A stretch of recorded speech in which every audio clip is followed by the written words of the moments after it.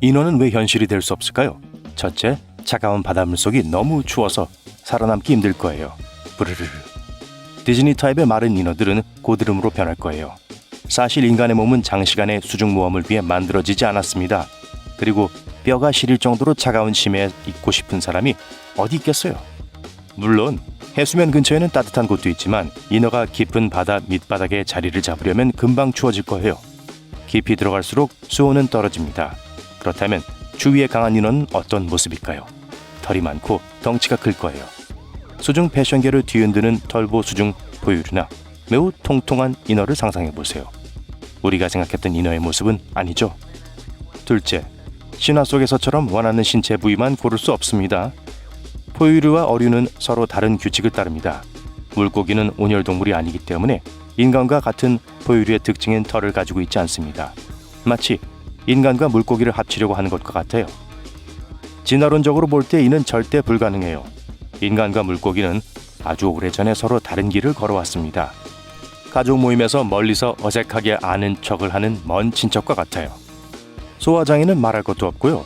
물고기와 포유류는 완전히 다른 소화기관을 가지고 있습니다. 포유류의 소화 능력과 물고기의 뒷부분이 섞여 있는 인어를 상상해보면 앞뒤가 맞지 않는 일이 벌어집니다. 더 깊이 들어가서 사실과 허구를 구분해 봅시다. 인어가 신선한 공기를 마시기 위해 수면 위로 헤엄쳐 올라와야 한다면 일반적인 코와 입 대신 숨구멍이 필요할 거예요. 편리한 콧구멍을 가진 악어 친구들처럼 말이죠. 물속에서 숨을 쉬는 것은 결코 쉬운 일이 아닙니다. 만약 인어가 진정한 수중생물이라면 아감이나 산소를 공급받을 수 있는 다른 방법이 필요하겠지만 인어는 이런 것이 없습니다. 해양 포유류는 긴 바다 여행에서 살아남을 수 있도록 해부학적 구조를 진화시켜 왔습니다. 반면에 인간 다이버는 수압으로 인해 더 깊은 곳으로 내려갈수록 폐의 크기가 줄어듭니다. 일부 고래종은 이러한 순간에 폐를 보호하기 위해 특별한 흉곽을 가지고 있습니다. 또한 고래의 근육과 혈액에는 산소를 좋아하는 미오글로빈이라는 멋진 물질이 있습니다. 인어도 비슷한 기능이 필요할 겁니다. 육지에서 우리에게 큰 도움이 되는 팔과 피자를 잡을 수 있는 손가락을 잊지 마세요. 안타깝게도 물속에서는 그다지 이상적이지 않습니다. 만약 인어가 진화론적으로 더 오래 살았다면 팔의 형태가 크게 달라졌을지도 모릅니다.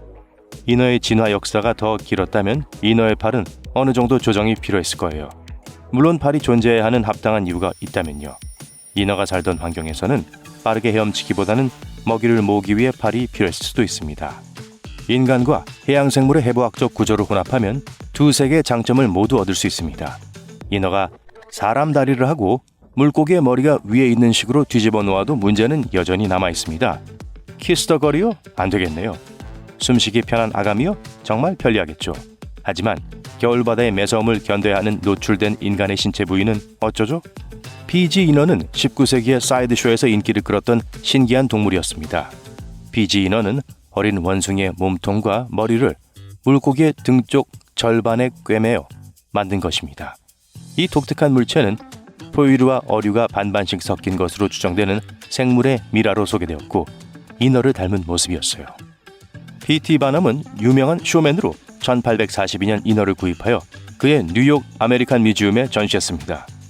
바넘이 직접 묘사한 인어의 모습은 매력적인 존재라는 전통적인 인어 묘사에서 벗어난 것이었습니다. 대신 고통스러워 보이는 자세로 얼어붙은 추악하고 말라버린 생명체로 묘사되었습니다. 그 당시에 만연했던 또 다른 속설이었죠. 이런 모습이 동심을 깨는 것 같지만 물이 위험할 정도로 차갑다면 현실적으로 인어는 살을 찌우는 데 시간을 보내야 할 거예요.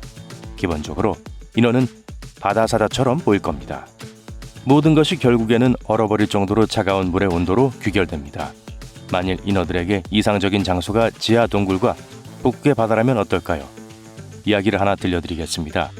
옛날 옛적에 인어들은 햇빛이 거의 닿지 않는 깊은 바닷속에서 놀라운 비밀을 발견했습니다. 상상과 가능성의 영역인 이곳에서 인어들은 숨겨진 지하 샘물과 복잡한 산호구조로 장식된 동굴을 우연히 발견했어요. 이 매혹적인 장소에는 그들의 수중생활을 영원히 바꿔놓을 비밀이 숨겨져 있었습니다. 인어들은 신비로운 지하 세계로 더 깊이 들어가면서 수정처럼 맑은 물을 통해 굴절되는 반짝이는 빛에 매료되었어요. 하지만 그들을 사로잡은 것은 미묘한 아름다움만이 아니었어요. 숨겨진 샘물과 동굴이 단순한 미적 매력 이상의 것을 제공한다는 사실을 깨달았습니다. 이 지하수 시스템은 광대한 지하 저수지와 연결되어 있어 풍부한 담수 공급원이었습니다. 인어들은 이 땅의 평온함을 만끽했습니다. 잔잔하게 흐르는 물소리가 인어들의 마음을 달래주었고 생물 발광 유기체의 은은한 빛이 길을 비춰주었죠. 지하샘과 동굴에 대한 소문이 인어 커뮤니티에 퍼지면서 곧 이곳은 소중한 모임 장소가 되었습니다. 인어들은 이야기와 노래를 나누었고 동굴에 울려 퍼지는 인어들의 아름다운 목소리는 기쁨과 매혹의 분위기를 조성했습니다. 인어들이 행복하게 살 수 있는 또 다른 곳은 서리와 눈이 내리는 북극과 남극 지역이었어요. 상상의 영역인 이곳에서 인어는 수중세계의 예상을 뒤엎고 극한의 추위 속에서도 번성하도록 진화해왔습니다. 인어는 적응력과 놀라운 능력 덕분에 얼어붙은 환경을 헤쳐나갈 수 있었습니다. 인어들은 이 차가운 바닷속에서 얼음 세계에 대한 놀라운 적응력을 드러냈어요. 인어들의 무지개 빛깔 비늘은 얼음 결정처럼 반짝였고 푸른색과 은색으로 반짝이며 주변의 얼어붙은 풍경을 반사했습니다. 이들은 체온을 조절하는 타고난 능력을 가지고 있었기 때문에 매서운 추위와 얼음 해류를 견딜 수 있었습니다. 인어들은 얼어붙은 지형을 헤쳐나가기 위해 특별한 기능을 개발했어요. 인어들의 꼬리는 북극고래의 갈라진 꼬리를 닮은 매끈함과 힘의 장엄한 조합으로 변모했습니다. 인어들은 몸을 흔들 때마다 단단히 얼어붙은 물속을 힘차게 헤치며 우아하게 움직여서 본인들을 매료시켰죠. 인어들은 이 얼어붙은 원더랜드에서 위안과 목적을 찾았어요. 인어들은 이 얼음 왕국의 수호자가 되어 서리로 덮인 표면 아래에 숨겨진 섬세한 생태계를 가꾸어 나갔습니다. 이 이야기는 현실에서 일어날 수 있는 한 가지 버전일 수도 있지만 우리 세상에는 실제로 인어가 존재합니다. 사람들은 인어를 동경하여 인어 의상을 입고 함께 수영하는 이벤트와 커뮤니티를 만들기도 합니다. 영국에는 많은 사람들의 동경을 받는 매혹적인 인어가 있습니다. 그녀의 이름은 인어 타우바라고도 불리는 한나 카덱으로 그녀의 꼬리는 지역 바다 생물의 생생한 색채를 보여줍니다. 포틀랜드 위크 행사는 환경단체를 위한 기금 마련을 위해 개최되며 인근 하우스보트에서 거주하는 한나는 영국에서 성장하고 있는 인어 커뮤니티의 일원이기도 합니다. 다른 인어와 마찬가지로 하나도 커다란 오리발처럼 생긴 모노핀을 사용해서 물속을 헤엄칩니다. 이 모노핀은 실리콘 꼬리로 300만 원이 넘고 세심하게 수작업으로 제작되는 경우가 많기 때문에 상당히 비쌀 수 있습니다. 여러분도 꼬리를 장만해서 이 커뮤니티에 참여하시겠어요? 아니면 그냥 해안가에서 구경꾼이 되어 지켜보시겠어요?